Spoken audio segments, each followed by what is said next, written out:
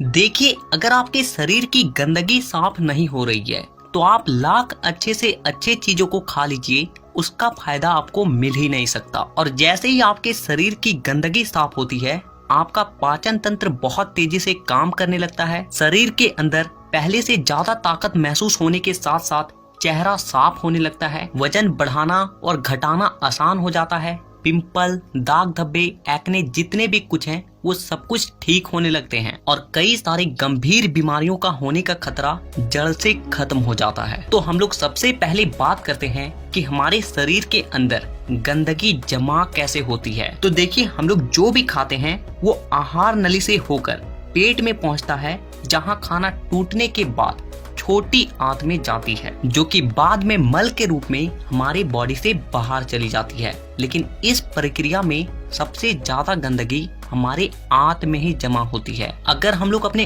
आंत को जूम कर कर देखें तो वो कुछ इस तरह का दिखाई देता है, जिसमें उंगली की तरह दिखने वाली छोटी छोटी उभार होती है, जो कि एक फिल्टर के तरह काम करती है, क्योंकि इन उभार के अंदर नसें होती है जो कि हमारे शरीर के अलग अलग हिस्सों से जुड़ी होती है और इसी नस के जरिए खाने में मौजूद पोषक तत्वों को खींचकर खून में और हमारे शरीर के अलग अलग हिस्सों तक पहुंचाया जाता है। लेकिन जब हम लोग जाने अनजाने में गलत तरीके के खाने का इस्तेमाल करते हैं तो वो हमारे आंतों में चिपकने लगती है और धीरे धीरे दीवार पर एक मोटी परत बनाकर जमा हो जाती है, जिससे कि जब हमारी आंतें खाने में मौजूद पोषक तत्वों को खींचती है तो उसके साथ साथ गंदगी भी हमारे खून में मिल जाती है और फिर शरीर के अलग अलग हिस्सों में जाकर ये गंदगी जमा हो जाती है। जब ये गंदगी खून के जरिए हमारे लीवर तक पहुंचती है तो फैटी लीवर और जॉन्डिस जैसी बीमारियां होती है। जब ये किडनी में जमा होती है तो किडनी स्टोन और फेफड़े में जमा होने से अस्थमा, और जब खून के जरिए दिल तक पहुंचती है